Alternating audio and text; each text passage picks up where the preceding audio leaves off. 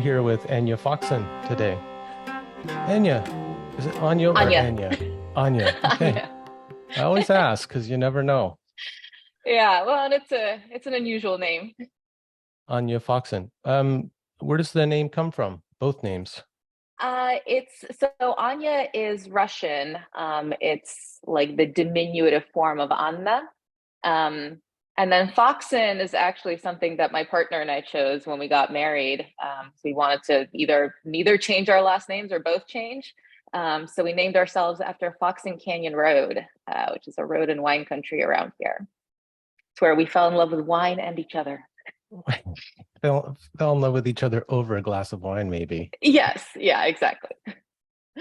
Oh, I was wondering if it was like a Germanic name that had been kind of changed, or something. But Yeah, probably, right?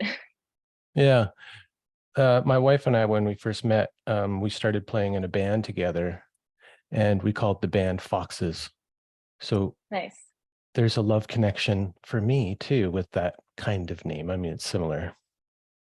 Yeah, we actually, when we met, one of the first article links that we exchanged was about the Channel Island foxes that had, I think, mostly been extinct and then just like sprang back right as we met. So Fox and Canyon Road was sort of a second step in our journey with the foxes together. Interesting. Well, we could talk a lot about that and that I imagery, know. and but we're here to talk about yoga, one of my That's favorite right. topics. Um, you've written what, 2 or 3 books on yoga now? Is that right? Yeah, two and a half. I guess one is co-authored. So two to three. Right. And you sent me the copy of, I guess, the more scholarly of the texts called "Is This Yoga?" on Routledge, which is, Yeah, that's the co-authored one. yeah. Mhm. But we can delve into what you cover in the other books too. I think one is more of like what would you call it? Like a trade paperback for a more mainstream audience.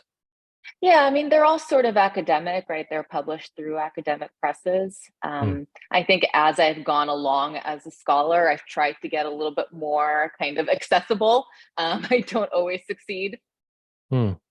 Well, I mean, I found the writing style of "Is This Yoga" to be very approachable, actually. Not, I mean, there's scholarship behind it, but the way the material's presented, I found Mhm. very easy to read and approachable. And Oh, I think I lost you. okay, so we had a little interruption. Let's see if we can pick up where we left off. We were just going to start talking about your book, "Is This Yoga?" Now, I'm really interested as a longtime yoga practitioner myself. Do you remember your first exposure to yoga or Indian culture? I do. Um, Let me figure out which one of the two came first. So I think the yoga came first. It was the summer after my freshman year in college. And my mom had started doing Bikram yoga back in, central New Jersey. This was, I don't know, around 2004, something like that. Um, and I was just kind of fascinated by the fact that she was doing this thing and it was this like sweltering room and she would come home, she had to, wring out her clothes.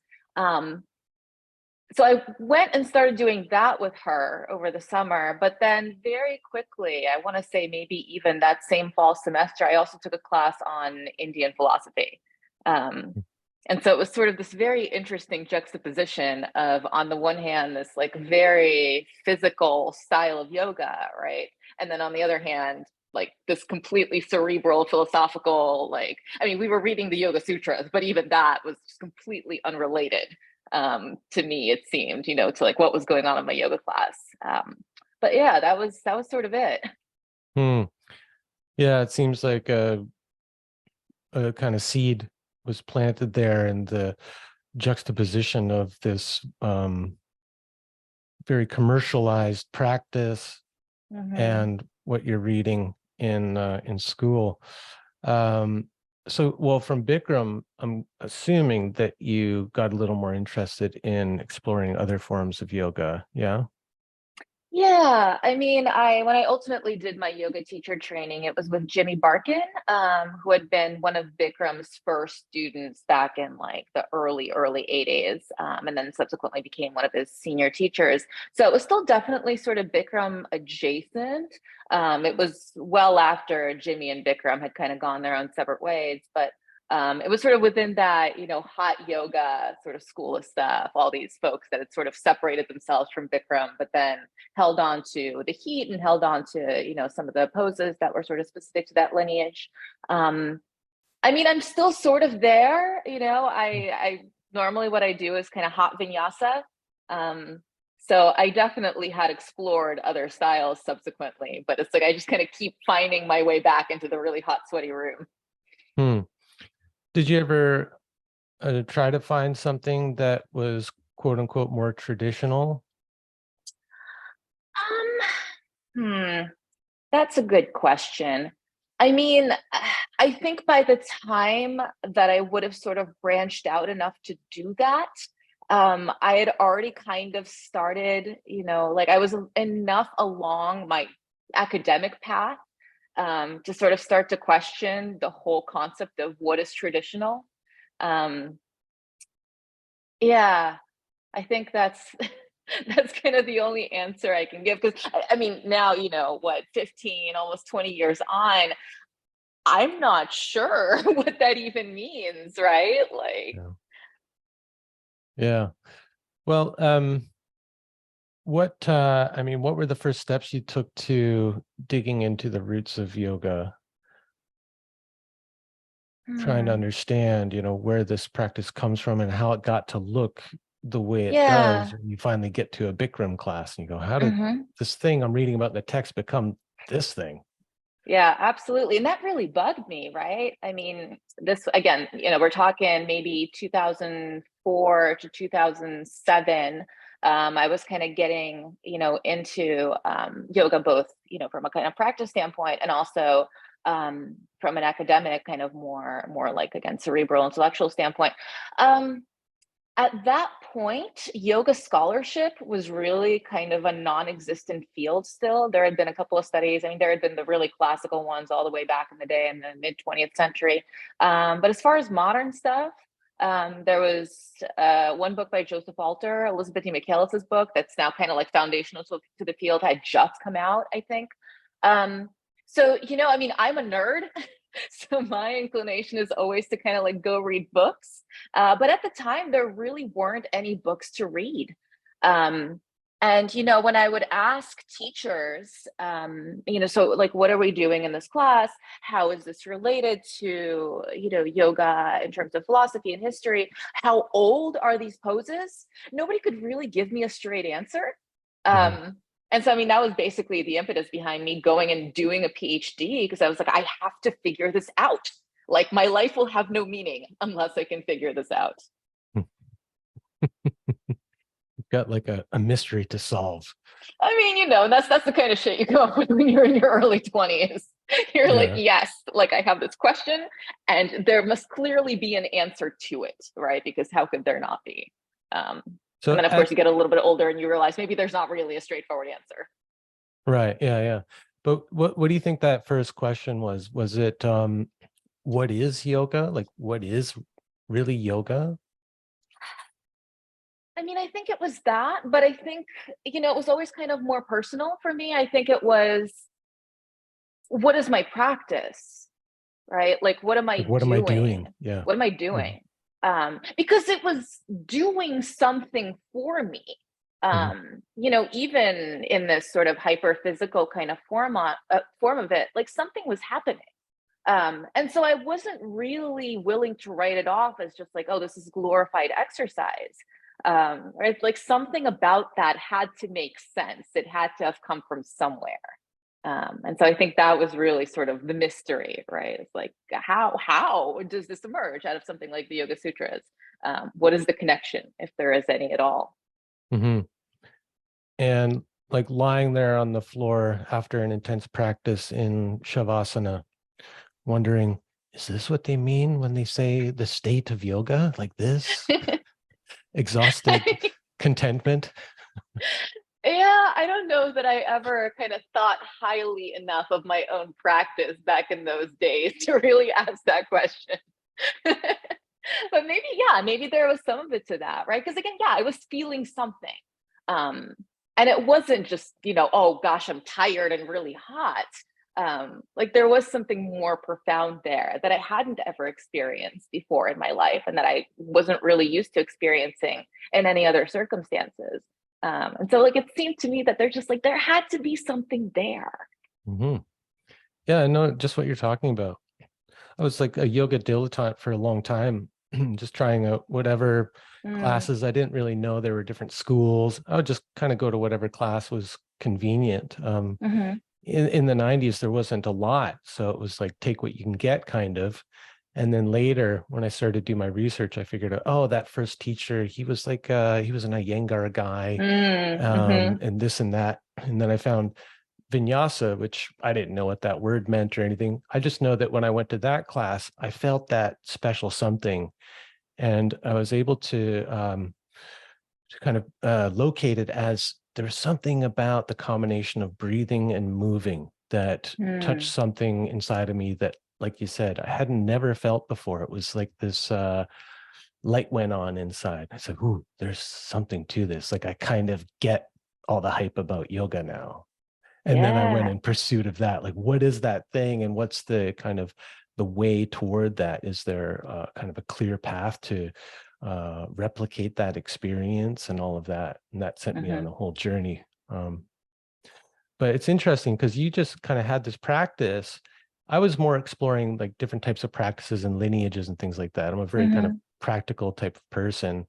Scholarship came later, but interesting to me that you went into the books and trying to track down source texts and stuff like that. So, curious, like, what was some of the deepest roots of yoga that you found? How was yoga described in those early texts? Well, I mean, I think, it sort of depends on what you mean by yoga, right? And that's sort of the topic of the Is This Yoga book that you had looked at. So to me, the kind of common thread that runs through all of this, including some of this other stuff that I like to write about, these kind of like spiritualized breath movement practices that really come from like Western spiritual traditions that, historically, maybe we wouldn't even really call yoga at all, right? Because they're not Indian. Um, is that there is this sort of sense of connectedness, right? It's like the yoga means union kind of stuff. Um, and so I think that if you want to trace yoga all the way back to like those earliest recorded instances that we have of it popping up, so we're talking, maybe like the Vedic hymns or something at this point, like 1500 BCE. Um, in that context, yoga as a word doesn't actually necessarily refer to like a spiritual practice. Usually, when you see yoga popping up in those contexts, it refers to like chariots and stuff. Because I mean, it's like yoga is also to yoke, right? So like when Mhm. you sort of like rig up a chariot, that's the word. Um, but there's this kind of like fine tuning that's implied by that, right? That like over time kind of gets applied to the type of fine tuning that people are doing with their minds and their bodies and their spiritual practices. Um, and so in those earliest texts where you find all the chariots, of course, you also find all sorts of mystical practices. They're not necessarily either the physical or the kind of meditative practice that we would associate with yoga today, but they are sort of visionary states of union. Um, and so again, there's this kind of Mhm. connectedness. There's this kind of parts to a whole kind of logic um, that I think does go back to even those earliest sources. And that is, I think, in a sense, maybe not universal, right? Because that's sort of a big claim, but sort of universal, at least really widespread across human spiritual traditions. That happens even when you don't necessarily see the word yoga being applied to it quite yet. There's still Mhm. that kind of seed that's there. Mhm. Yeah. And I think of the word yoga. sometimes like the word religion, like religion, Mm-hmm. ligare, ligament, to join, to connect, Mm-hmm. and yoga to connect. And so the actual means of connection, or what we're connecting to, is kind of secondary or changeable, depending on the time and the situation and the circumstance and the person and Mm-hmm. all of that. It's a very kind of general term, right? And Yeah. it makes sense that it's the word yoga that came out of that, because it was an agrarian culture. And so there Mm-hmm. were oxen and horses and things like that. And so that just kind of makes sense. But in terms of spiritual practice, uh, how far back would you say it goes? Like, a lot of people point to Patanjali, but the Mm-hmm. source of that text is so kind of nebulous. Like, is Right. it a collection of older oral teachings that someone named Patanjali codified, put Mm-hmm. together? But is that maybe the oldest association we have with yoga, to spiritual practice of yoking the mind or the soul to something? So, I mean, and there's a lot of arguments among scholars, right? Like, how old is potentially? Um, I think off the top of my head, probably in the Upanishads, you find something that looks like that, that's a little bit older. Even Patanjali, right? I mean, the first verse is Atha Yoga Nushasanam. It's that now is the continuation of the teaching on yoga. So there's already in the text this kind of acknowledgement, right? That Right. there's something that comes before. Um, I think, well, and this is where we run into the problem of ancient history, right? Just because we don't have like a written source for it doesn't mean that it doesn't go back any further. It's just that we can't like point to a thing and be like, this is the date. Um, I think though the more complicated question maybe is then like what kind of spiritual practice do we specifically mean, right? Are we talking about meditation? What kind of meditation? Right, because there's already all sorts of branches that you could go off on there. Are we talking about spiritual or physical techniques, not necessarily postures, but some way of manipulating the body so that we can maybe manipulate like the subtle energies inside of it?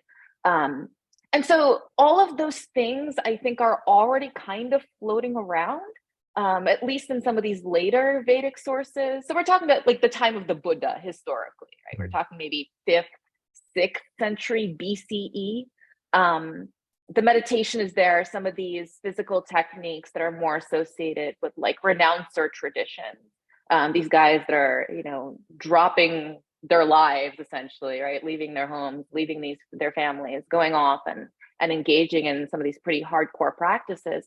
All of that stuff is already there. Is it being called yoga? Not necessarily. But I mean, does that really matter, right? If it's the practice that we care about, then the practice is already sort of being done.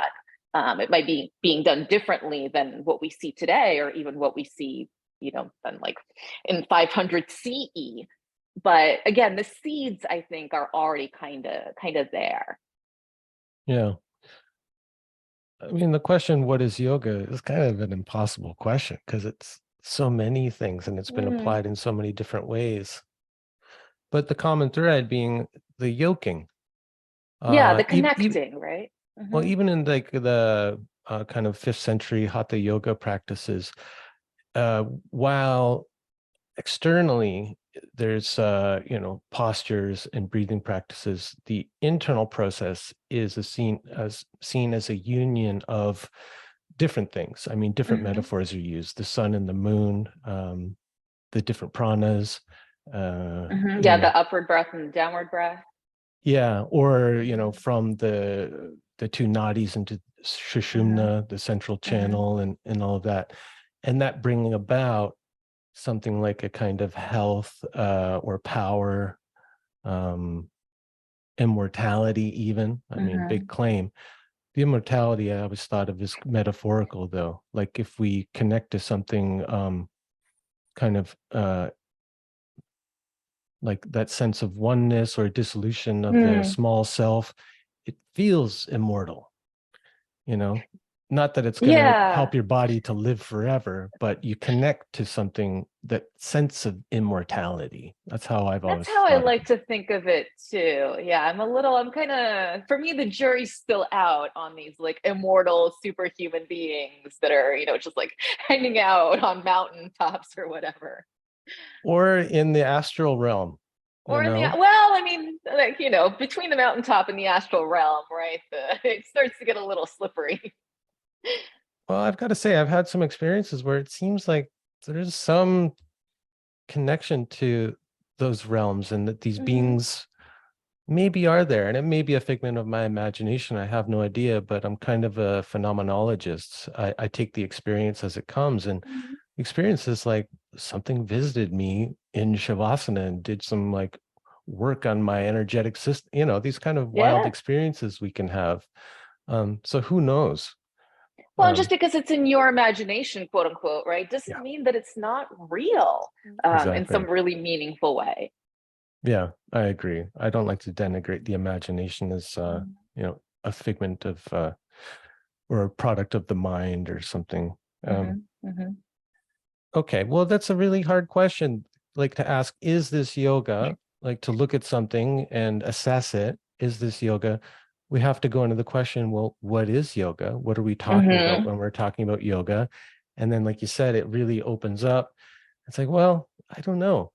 But like in your research, did you ever try to sit down and come up with like a bullet point list of, okay, yoga is always talking about these particular things, and these are maybe things we can use to measure a practice or philosophy against to assess whether it could be called yoga? Like, did you ever Hmm. come up with something like that? Like it has to contain these kind of elements? Yeah, I mean, not formally, right? And for the very specific reason that I think I just don't like nailing down definitions. I have an issue with commitment, right? Well, I'm with you too. Well, and I think to some extent, like there's two directions that you could go there. On the one hand, even in making your little checklist, you could kind of think about like, yeah, like what is the substance of the thing, right? Like what is it doing? Is it about connecting something? Is it about manipulating the body or manipulating the mind? Is it about energy? Is it about some kind of microcosm macrocosm sort of thing? um, in which case, I mean, sure, right, that might all be very useful.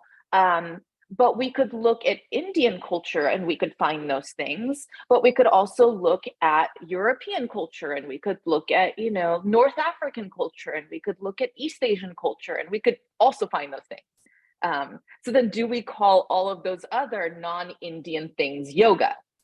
I mean that Mhm. from that's where my like little scholarly like nervous reactions start to kind of kick in. Yeah, Um, it makes me a little itchy too, because then at that point, why are we appropriating the word yoga exactly, to right? describe these other things? Yeah, yeah, yeah. Well, I don't need an answer to that question. I I gave don't have one for you. I mean, I gave up on that a long time ago, just trying to figure out like what is yoga or what Yeah. is real yoga. That was the kind of thing that grabbed me early on when I started teaching. I wanted to get as close to the source as possible to be sure that what I was Mm-hmm. offering was authentic and rooted in tradition. And I mean, once I started to do the scholarship, yeah, it was just like, it's impossible. Who knows? Mm-hmm. The only thing I could do was align myself to teachers that I trusted and kind of follow them, Mm-hmm. and kind of trust their authority, and then trust, how the practices worked for me and how I saw them working for other people. And that was enough for me, because the bigger questions, it's like, well, who knows? I mean, nobody can agree on this. And I don't want to argue. I just want to do my yoga and Right. relax. Well, and is it working? Right? Is Yeah. it? I think it's a pretty important question when we're talking about practices. Otherwise, like, what's the Yes. point? What's the point? One of the things that makes me laugh the hardest is when we've got Western people who claim to be non-dualists. All they do is sit around and argue about what is non-dualism and who has Mm. reached a state of non-dualism. I'm like, look, if you were actually in a state of non-duality, you wouldn't be arguing. You'd be like gardening or Yeah, something exactly, else. right? Go be non-dual. It'll be non-dual. Get off the internet. Okay, well, so that's an impossibility. And I like how you guys explore that. And you kind of set out in that is this yoga book right from the outset. Like we're not going to get to any definitive answer here, Mhm. but it's an exploration of the kind of the diversity of what's been called yoga. I'm interested though, I think in your earlier book, which I haven't read, but I heard you speak about it. Uh, how when yoga was brought to the West and kind of taken up by Westerners, particularly North American people, how it was kind of syncretized with Western esotericism. I mean, Mhm. I find that whole melding very interesting and intriguing. That is the subject of one of your earlier books, right? Yeah, yeah, and it's fascinating. I mean, I think that's when my practice actually started sort of making sense to me, right? I mean, all Mhm. my books are personal, but I think to some extent that was maybe like the most personal one. That was my second book after I had sort of, finished my dissertation. I felt like I could sort of do whatever I wanted. Um, yeah, and at first, because I was still very much in an academic mindset. And so I was like, what's my next book going to be? I still have this question that I want to answer. And I was actually working off of the book of another scholar named Mark Singleton. He wrote Yoga Body, which I think sort of had its moment among like Mhm. yoga teachers and yoga teacher training, because he made that sort of like very famous controversial claim, like, oh, asana practice is only like 150 years old. And then everybody just had like a crisis. Um, Yeah, and he specifically called out the root teacher of the lineage that I learned and practiced in, Krishnamacharya. uh-huh. And so he caused a lot of arguments and pissed a lot of people off, I think. But I Yeah, think he yeah. probably enjoyed that to a certain extent. I think, as a scholar, like if The you're not making provocateur, some though, people mad, yeah, like, that's what you're supposed to be doing. you got Um, noticed anyway. But yeah, I mean, one of the sort of subclaims to that he makes is that all of these things that we're calling kind of just generic yoga in Europe, and especially North America today. Not if you're going to like a lineage affiliated studio, but if you just go to the gym, right, or you go to like Core Power or something. Um, all of these things were being practiced. If you look at just like fitness manuals in the 19th century, but they weren't being called yoga. At a certain point, the word yoga becomes kind of applied to them, right? But if you look at what people are doing, they're still effectively doing the same thing. Um, and so that was sort of the thing that got my mind working, especially because he was talking about women's physical culture, exercise manuals in particular. And I had this other like little sub question, like why is 75% of every yoga class at least made up of women? Right? Why this kind of gender disparity? Um, and so at first I thought I was going to write a book about 19th century women's exercise manuals. Um, but as soon as I started reading the stuff and trying to figure out, like, okay, so they're talking about it in terms of spirituality. They're pairing breath with movement. Like, where is this coming from? Because they don't seem to be aware of Indian yoga tradition. There's like sort of all these claims of ancient wisdom going on, but they're not necessarily talking about India. If they are, they're making like just very oblique references. They're talking about like ancient Egypt. um, Yeah. and Yeah. so Well, I was that's going when to I say, just went down the rabbit hole. yeah, I was going to say, like in the 19th century, there was such a kind of fad of Orientalism and Mm-hmm. exoticism that you would think that if they were co-opting, yoga from India, that they would put that kind of front and center as a Oh selling yeah. point, something to entice the Victorian mind, like, ooh, this is Mm-hmm. Mm-hmm. exotic. But they didn't. So, yeah, it tells me that maybe it came from some other source, or, I really think like these practices are human practices that everyone kind of discovers at some point, because you see these things pop up. Like one of the metaphors used for yoga is like yoga as a rhizome. Mm-hmm. And I think that's a really good one, rather than a tree with branches and all these different limbs of yoga. But I think it is more like a rhizome, because I think the practice or the seeking for union with something greater is archetypal to the human experience.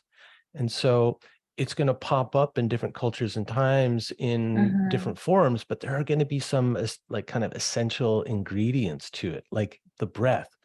Breath Mm-hmm. has always been uh, seen as like spirit, as Mm-hmm. something divine, that which gives us life. And well, kind of makes sense because, yeah, if we stop breathing, we stop living. So there's something very special about the breath and mysterious. It's everywhere. It's eternal itself. Like we're just in a constant exchange. I'm breathing the same air as someone 1,000 years ago, maybe, like Mm-hmm. just that. I mean, is incredible. Yeah, I mean, I think just the reality of the human body, right? I mean, and I say that sort of with a little bit of like caution, because I think even just the way that we understand and experience our bodies is so shaped by like all this stuff that we get from the outside, right? Like that's also sort of historically contextual. Mm. But at the same time, yeah, like everybody breathes. And when you breathe, depending on how you breathe, like stuff happens to your body and your mind. Mhm. So I think there is some kind of just, yeah, like common human, like as close as you can get to a universal core, right? That makes people sort of come up with this, at least very similar, if not the same stuff across time and space. Mhm. Um, these early practices, I was intrigued by one that you talk about called, I think it's called harmonialism, which is like such a Mm, kind of 19th century name. I love it. Um, that perked up my ears because I'd never heard of it before. But in 2017, I wanted to write a yoga manual that was like just the straight goods, to kind of take away mm, all the Sanskrit terminology and everything and just give people the technique so that they could have their own experience and not overlay it with a bunch of philosophical things. mm, And I called it harmonic movement mm. because, when I got down to it, I'm like, well, how would I translate vinyasa into English? And that's what I came up with, is harmonic movement. And then I hear, Interesting. oh, and then in the 19th century, in the 1800s, there was a bunch of women practicing something called Yeah, harmonic harmonial, gymnastics. yeah, harmonic gymnastics. There you go. Uh, I just love that kind of thing. Yeah. Because it's again like the common human experience. We're all kind of coming up from the depths with the same stuff and finding names for it. And Hmm. what Hmm. did what did harmonic gymnastics look like? I've been trying to figure that out recently because I have this very good friend of mine.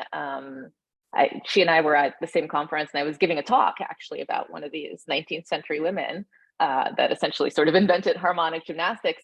And I was trying to sort of describe, like, well, it's like she's doing this thing and she's kind of swaying, like, and, shifting her weight from foot to foot. And I mean, I sort of did like some interpretive version of it as I was giving this talk. And then my friend said to me, like, have you actually tried going through these manuals and like doing the exercises? And I was a little bit embarrassed to say, like, no. Well, So I there you think go. maybe You're I not probably you're not so much should, a right? yeah, you're not so much a practical explorer, but scholarly, right? But I'm Well, and I think because to some extent, like it seems a little bit basic and boring to me because they are just like shifting their weight from foot to foot a lot of the time. Like I want to do vinyasa. right. Yeah, yeah. Like we've already gotten past that. Now, we're on to something Yeah, better now, yeah. more exciting, more dynamic. That's interesting because they called it gymnastics, but it doesn't sound very gymnastic in terms of contortionism or explosive movement Mhm. or things like that. Yeah, well, and I think there's some reasons for that. One is, this is where you get into the whole like it's Victorian times and Right. it's Like women. It's what like could you do in a hoop skirt? exactly right, and like, well, and like we don't want them to get like too strong, right? Like they Right. still need to be like feminine and delicate. Yeah. Um, so I mean, I think some of it is that, right? That it actually like was not supposed to be very It's got to physically be demanding. proper.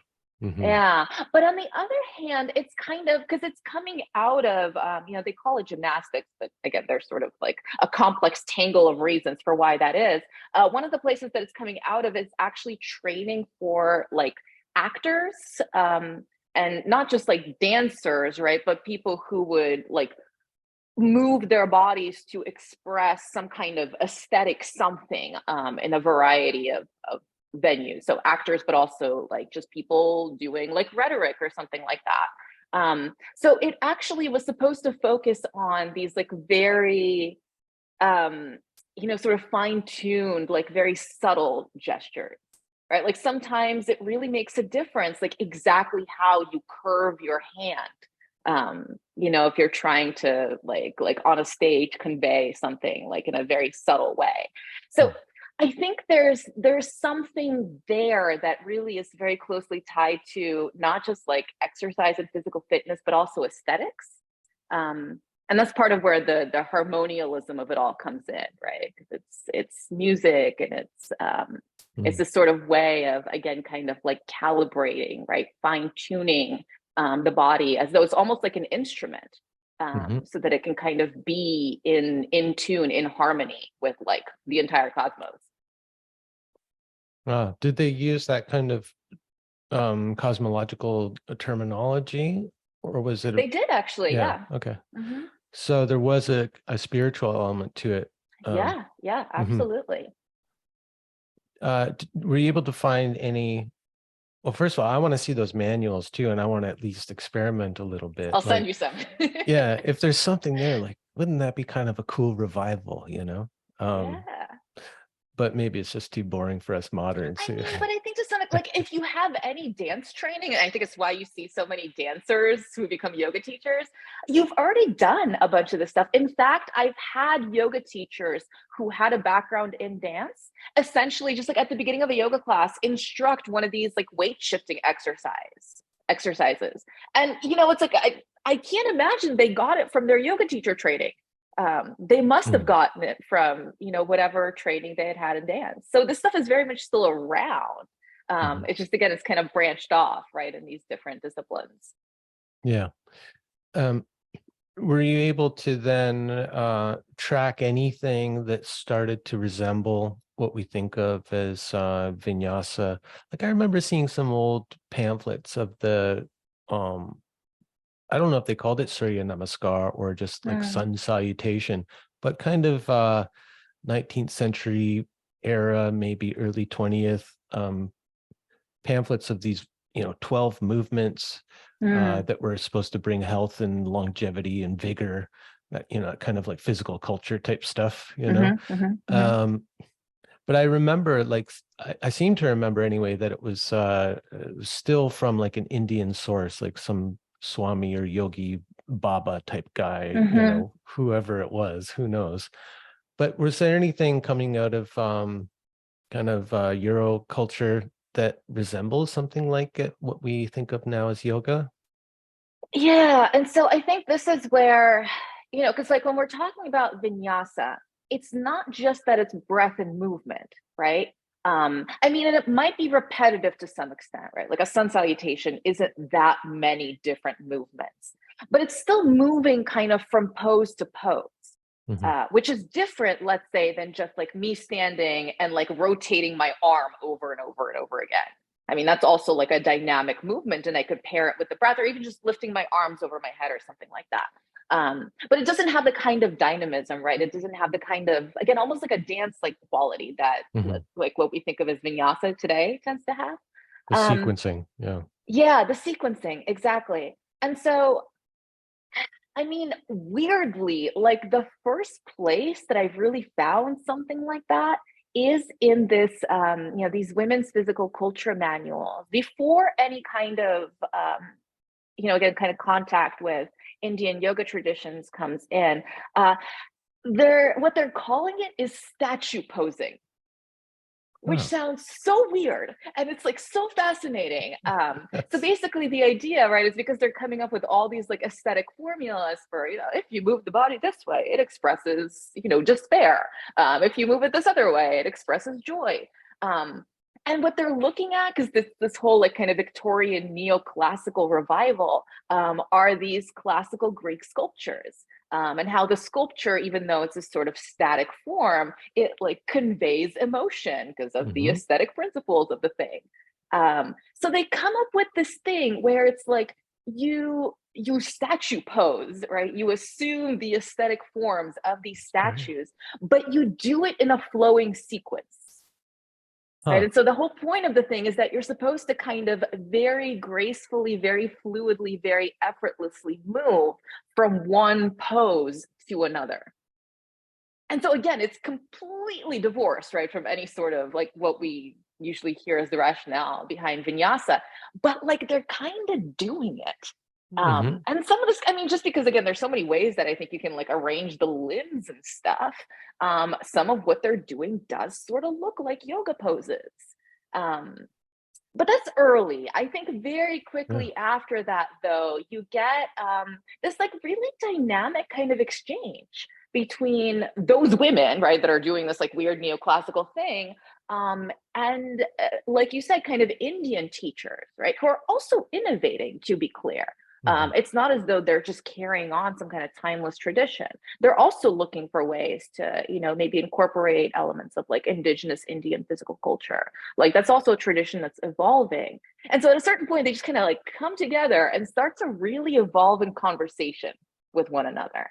Hmm. And I think the influence goes both ways. Um, One of the earliest Indian teachers that you see really talking about this kind of rhythmic breath movement is Sri Yogendra. And he very explicitly, I mean, he actually quotes one of these Victorian women. He's very explicit about being influenced by European culture. So there's a lot of really interesting conversation happening, I think is kind of the takeaway. Yeah. Yeah. It's often the case, especially in this day and age with accusations of cultural appropriation being thrown about so frequently and so vehemently. Mm, I think people who fall into that just haven't done enough history, because as soon as you start going back, there's no pure anything. Everything mm-hmm, has been part of cultural dialogue and exchange, like everything, and it goes both mm-hmm. ways. Um, at least as far as I can see. I mean, I've never found anything that looks like pure, like it was developed in a kind of bubble, without any Yeah, external nothing's influence. hermetically sealed, right? Yeah, yeah, not as far as I can see anyway. Um, but this exchange is interesting, like, especially when we get into the incorporation of images from Western esotericism and Neoplatonism and Hermeticism. It kind of overlays so well that you wonder if it's not again Mm-hmm, kind of archetypal and coming from a common source. Like what comes to mind always for me is like, usually, it's the seven chakra system. mm-hmm, And you think about the seven planets of the Chaldean order and the mm-hmm, Neoplatonic ideal that to return to the one, you've got to go back through the mm-hmm, mm-hmm. planets and remediate their influence on you. Now, I don't think that idea in terms of relating to the chakras is inherently Indian. I think that came through this cultural exchange. Right. Westerners trying to make sense of the chakras go, oh, well, it's Mm-hmm. kind of like this. And the root chakra is about like willpower or Exactly. whatever, that kind of thing, the psychologizing of the chakras. Mm-hmm. Were you able to find any instances of that in Indian texts where chakras were associated with different kind of levels of development? Because I always found they were more having to do with elements and deities and things like that. Mm-hmm. I mean, I think it depends on what you mean by levels of development. I mean, Hmm. because what I think this thing you said about like kind of the psychologization of the chakras, it's definitely a thing.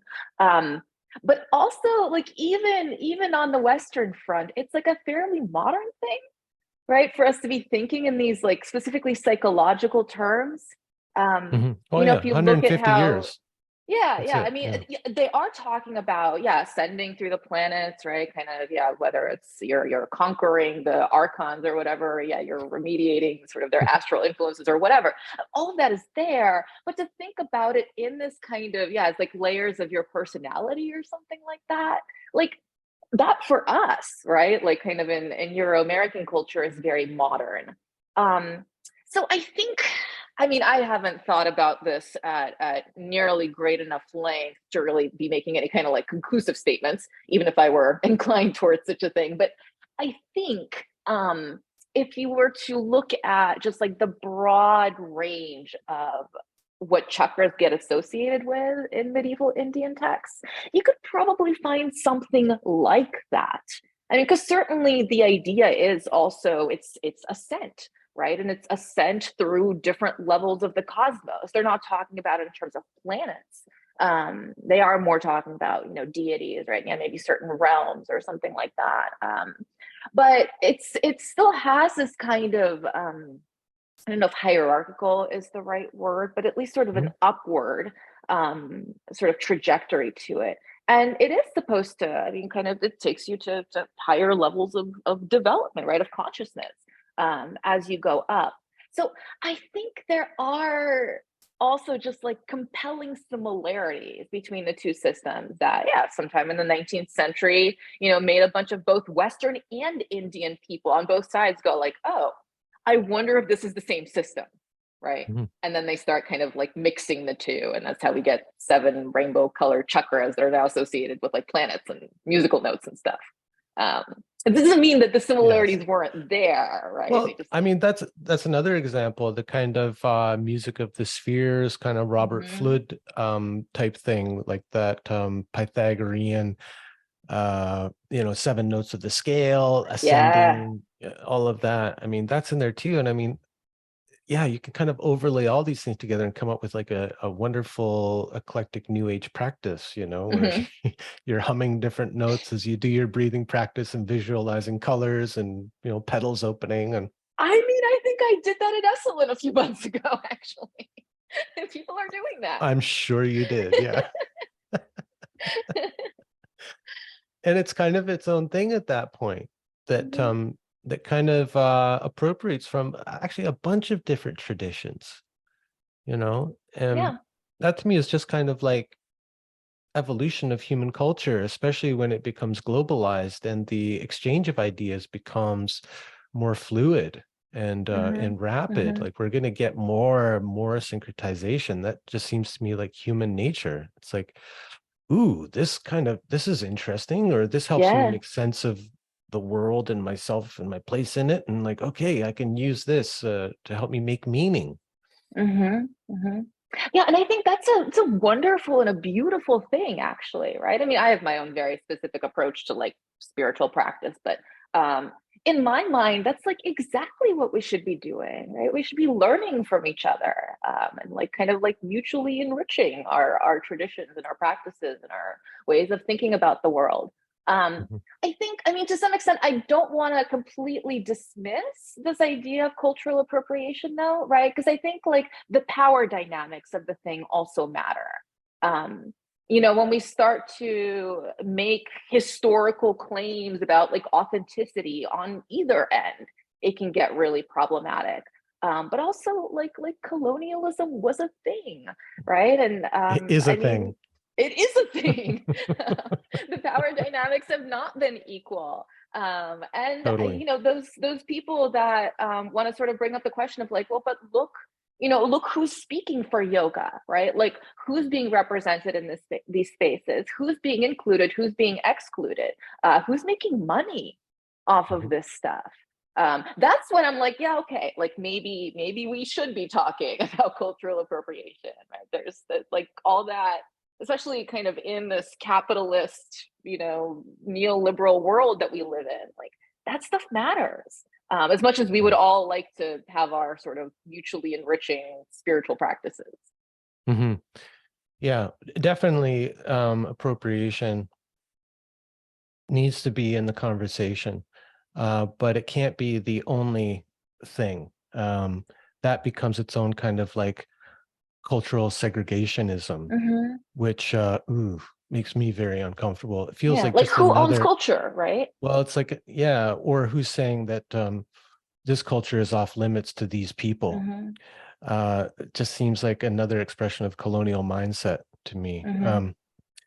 So yeah, that's one of the problems I had with Singleton's work, actually, was that he was basically calling Krishnamacharya a liar when Krishnamacharya was saying that he got vinyasa from an old source, the Yoga Karunta. Mm.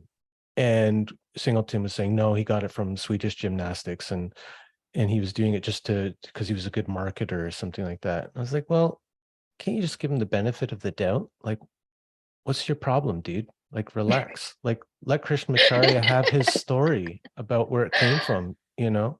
Like, who are you to say that he's a liar or he's wrong Yeah. or, you know? Well, yeah, I mean, I think ultimately, right, probably both are true.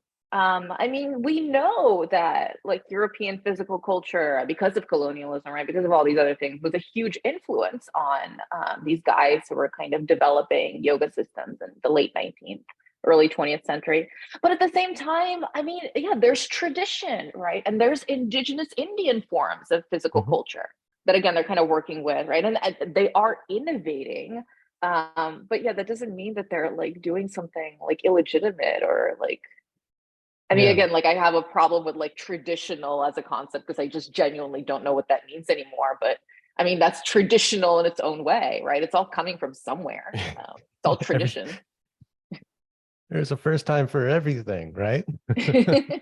Like there's first time some guy did like the sun salutation and was like, wow, this is pretty cool. I like how it all links together and it's kind of cyclical and it's, there's like the first time somebody did that and like made it a thing. Um, Yeah, but also like, I mean, the counterpoint to that is like nothing new under the sun, right? I mean, the sun salutation is so basic. Like, don't you think probably at some point during human history somebody else did that and just maybe called it something else? like in some other part of the world. Yeah, I don't or know, even in maybe. India, who knows? Yeah, yeah. Well, Like it's a burpee, right? It's basically a burpee. no, it's not. It's not a burpee. Burpee doesn't have lunges in it. Not all Um, sun salutations have lunges in them. yeah, yeah. But I think the earliest forms of it that I could find have that deep lunge in it. Uh, but also, like when you look at Indian martial arts, like Kalari Payat, that comes out of the South India, I practiced that with an Indian teacher for a while, and I was like, oh, there's yoga in here, or what we've come to Mm, recognize as yoga, and vinyasa, like that kind of dynamic movement and taking of animal mhm, forms. I think for me is a mhm, big part of yoga, and that's in this old martial art, which is said to be maybe one of the sources of kung fu. Like they see it as a very ancient practice. mhm, Again, who knows? There is no kind of definitive text. It's a kind of folk tradition. Um, but yeah, there's like kind of older references outside of yoga itself for these kind mhm, of practices, like especially the physical practices. Like even the wrestling training, which is mhm. a very old tradition. You look at some of those warm-up routines, you're like, oh yeah, this looks like a modern vinyasa class. Yep, absolutely. Yeah. Well, and I think, it's like, I don't know why we have this idea that like somehow people keep all the stuff that they do in like little like separate boxes, Mhm. right? Like Yeah. like of course, Well, that's such a like, Western thing, right? but we don't even do that.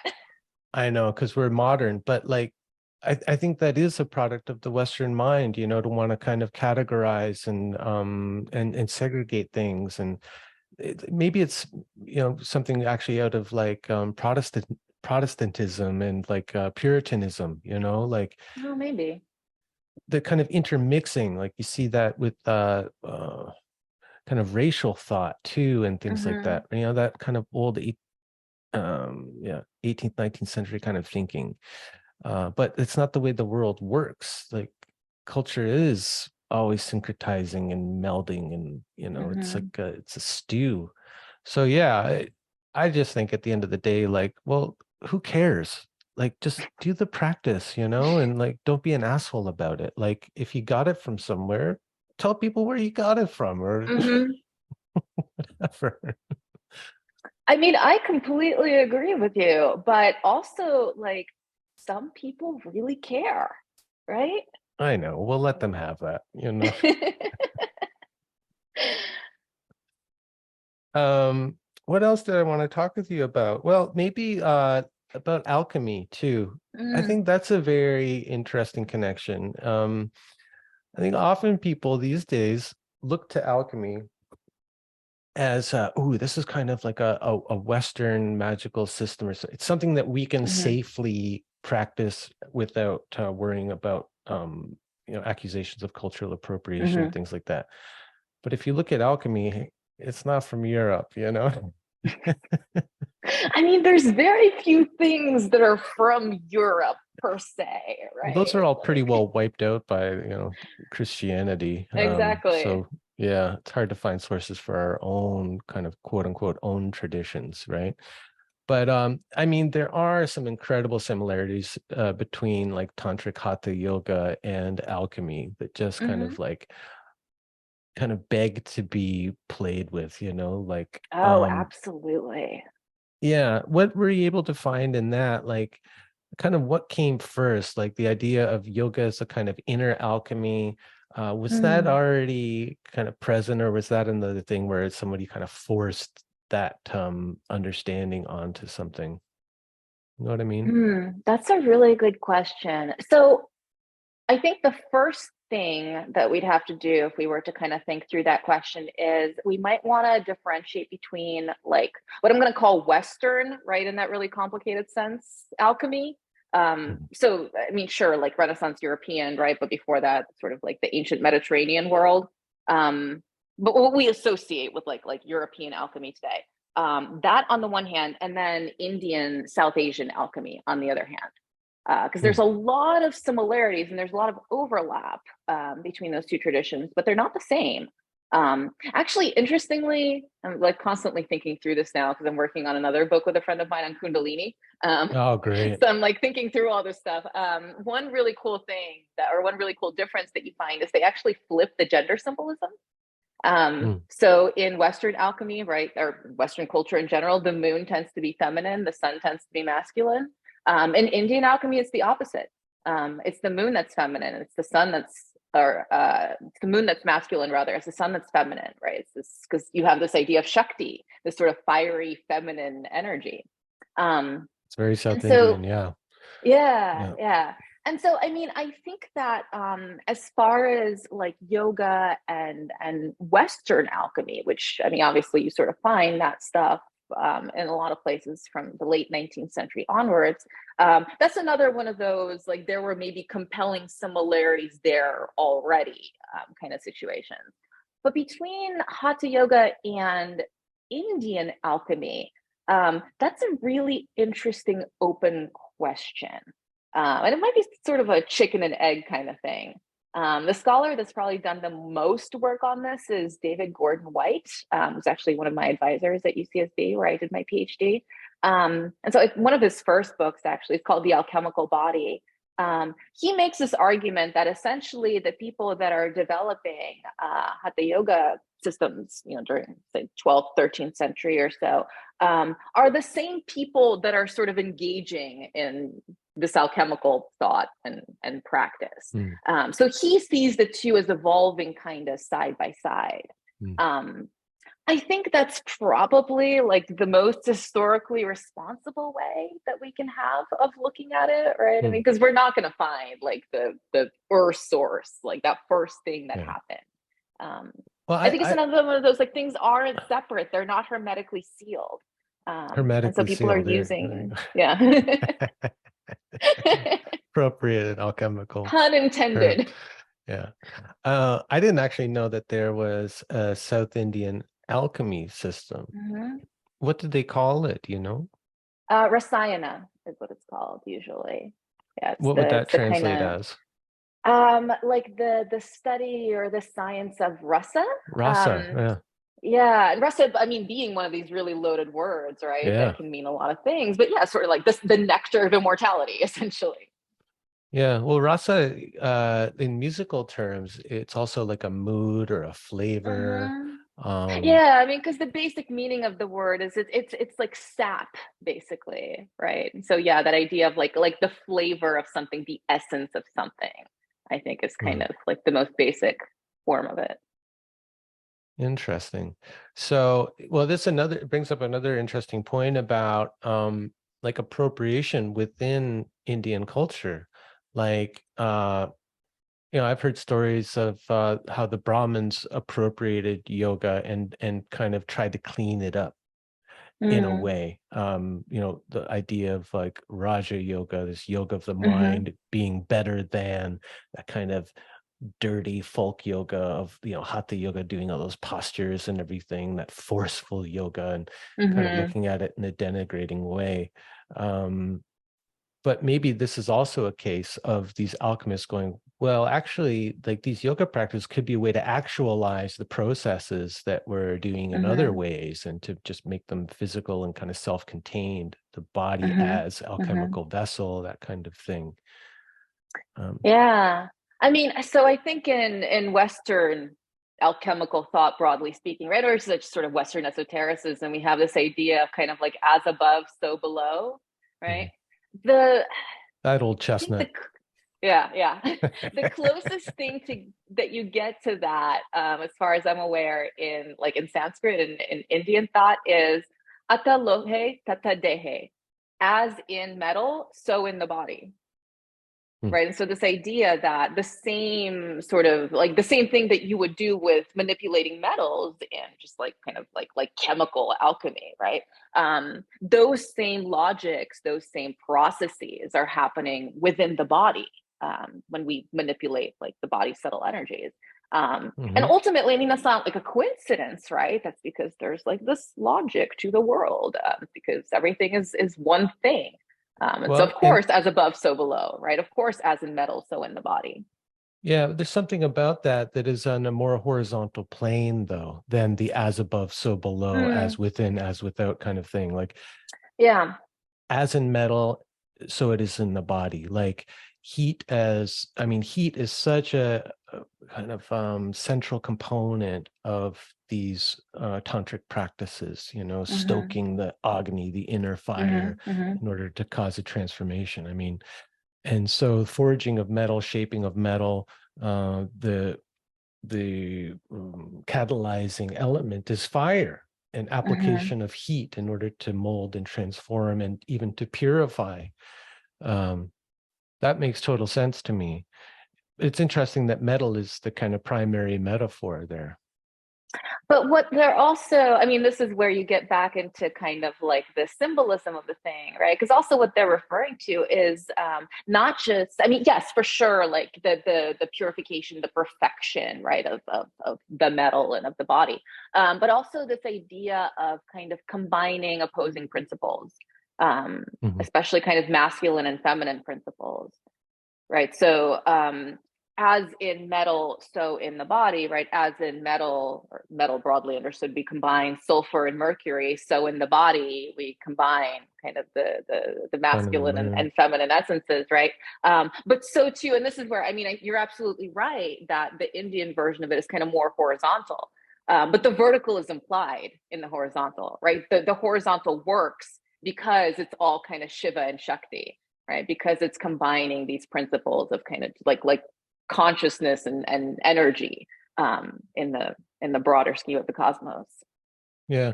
The interesting thing about Shiva and Shakti, though, is it's not so like the Western idea of spirit and matter being Mm, hierarchical or far mm-hmm, removed. I- Whenever I look at those Indian images, it's always they're together. mm-hmm. They're even to the point where you get those images of them combined into one being. This kind of Yeah. hermaphroditic, again, kind of a hermetic image. Mm-hmm. The hermaphrodite being the union of opposites, not into one new entity, but where you still see the two-ness in the one. Mm-hmm. You know what I'm saying? Yeah, I think that's, I mean, it's not common to all non-dual Indian systems, but especially the systems that kind of like produced Hatha Yoga, right? And that blended most easily with all the alchemical stuff. So here we're talking like sort of Shiva, right? Shiva oriented, non-dual systems. It's, yeah, it's always kind of duality and non-duality. Mhm. I mean, yes, everything is one, right? But it has this kind of two-ness to it. The subject and object are always kind of implicit in the way that consciousness works, right? Because otherwise it's not really consciousness. What is it conscious of? Well, Shiva without Shakti is Shava. Yeah, it's a shava, it's a corpse. Yeah. So inert. There's no Mm-hmm. relatedness. There's no activity. Yeah, So exactly. what is it? It's nothing. It's nothing without Shakti. Mm-hmm. And I mean, that's another kind of interesting flip in the Indian tradition is maybe Shakti being the most important principle, being feminine. Mm-hmm. Maybe Yeah, for that's a sure. southern Indian thing more than the northern, because the northerners seem to be more fixated on the mountaintop, on Shiva, in like stillness and Mm. repose. And the south is more got more life in it, I think. I think you find it in both places though. Yeah. Because I mean, yeah, there are sort of Shiva oriented traditions, right? But then there's the Shakta tradition. Mhm. In And the you find north, that you in mean? North India too, Yeah. yeah. Okay. In Bengal especially, Hmm. you find, yeah, like where the goddess is the ultimate thing, right? And sure, like the masculine principle is there. Um, but ultimately, like if anybody's like on top, quote unquote, right? It's her. She Mhm. is Brahman, right? She is ultimate reality. So I think, I mean, again, it depends on where you look and it depends on who you ask. Um, but for sure you find that sort of emphasis on the feminine, I think, really across India. Mhm. Well, here's me just generalizing, and kind of taking this north and south Mm, polarity and applying something to it, just because it's easier for me to think about that way. So that's on me. But I talked to someone who's from South India yesterday, and he's talking about the tradition he grew up in, and it was very earthy and juicy and mm, matriarchal, a lot of worship of these kind of local deities and tribal deities that hmm I can't, at least, kind of that Himalayan yoga tradition that we've been exposed to in the West, where, vegetarian, purity hmm oriented, all of that kind of thing. This is very like they're giving alcohol and meat to their deities and things like that. hmm And hmm I kind of love that. So that's my personal bias. I'm more of a kind of a juice of life kind of person than a transcendentalist, Oh, I mean, me too. Fair enough. I actually really enjoy some alcohol and meat every once in a while. Well, that's why I like hatha yoga too and tantra and all that, because to me it's about engaging in the richness of life and Yeah, not enjoying it. rejecting the world, right? Yeah. Um, anything else you want to bring into this conversation at this point? I mean, we've kind of covered a broad Yeah, we swath covered a and lot. yeah, it's really fun. So why now Kundalini? I mean, Mm. how long do you think you'll stay involved in this yoga scholarship? So as I mentioned, the Kundalini thing is another co-authored project for me. I mean, Hmm. actually, now it's a book, and our manuscript is due in like a month, so it's kind of like that time. Really present Um, for you. Really, yeah, it's really, really in my mind. You're in it, yeah. But it was originally supposed to be an article, and I think my friend and I we first agreed to do this together in maybe like 2018 or something like that. So it's really been like a long time coming. Um, and so I mean, back then it was kind of very much, I just kind of thought about it as a continuation of all of my yoga stuff. And she's a scholar of actually goddess Shakta Tantra. Hmm. Um, so it was sort of a neat thing for us to collaborate on. Um, I mean, that project has sort of gone through its own very special journey, including becoming a book. After for a long time being an article, and I mean, the pandemic happened, and my other books happened in the meanwhile. Actually, after my third book, I kind of thought I was done with yoga. Um, I think I think that's still sort of where I'm at from like a scholarship perspective. I mean, it's still the only practice that really makes sense to me, so I'll never be done with it on a personal level. But the Kundalini stuff for me, I think, is actually not really about yoga, at least not on its own anymore. Say You know, more. obviously yoga practice is sort of an element, right? Mhm. It's one of the things that inevitably comes up and very close to the center when people talk about Kundalini. But I think that, especially in the way that this friend and I are approaching it, because of how people talk about Kundalini, it is something much larger. It's about, you know, human potential, and it's about altered states of consciousness of all types. And it's about this sort of larger, like philosophical, metaphysical vision of the cosmos. So I'd like to think Mm. that's maybe where I see myself going from here. You know, because I kind of like I answered my question that I wanted to answer about yoga. Mhm. Not that I know what it is, but at least now I know that I can't know what it is. Yes, exactly. And I'm comfortable with that, right? And I Yeah. have my practice. Mhm. And so now I kind of, you know, I want to talk about something like a little bigger, maybe. Yeah. And so Well, Kundalini seems like a good avenue into that. yeah, I was going to say getting into Kundalini could lead you into well, more kind of new age or Western esotericism, that kind of thing, because Kundalini was such a evocative image for Western esotericists. Mm, And even like I think Carl Jung was one of the first ones to begin the psychologizing of Indian metaphysics. yep, Uh, just wrote that chapter. yeah. Did you come across one of my heroes is a post-Jungian, James Hillman, who Yes. they Hmm. dedicated that school just up the road from you, Hmm. Pacifica, Hmm. to Hmm. his work, and Joseph Campbell and others, but mainly Hillman. But he did a commentary on Gopi Krishna's book on That's right. Kundalini. And I love his commentary on it. I think it's really respectful of the Hmm. tradition and not appropriative, but working with images. I think that was his main thing. And so, what does this image and what does this person's experience? What could it mean for us outside of that context? And Hmm. yeah. Did Hmm. you get into that book at all? I did actually. I mean, and actually, when the book was an article, it was an article about Gopi Krishna. Ah, What we cool. were looking at is kind of how, you know, because there's all these letters between Gopi Krishna and Aurobindo.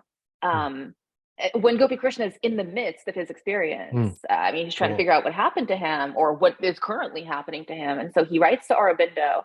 And then he's so, you know, like his experience is so extreme that he actually sends multiple telegrams. Mm, And so what we were originally going to do is kind of compare what is in those letters and how he's sort of what's happening to him, how he's interpreting his experience, and then what he subsequently publishes in that book. great. That was sort of so that's still at the heart of the book. That's, you know, sort of like Very the middle cool. chapter.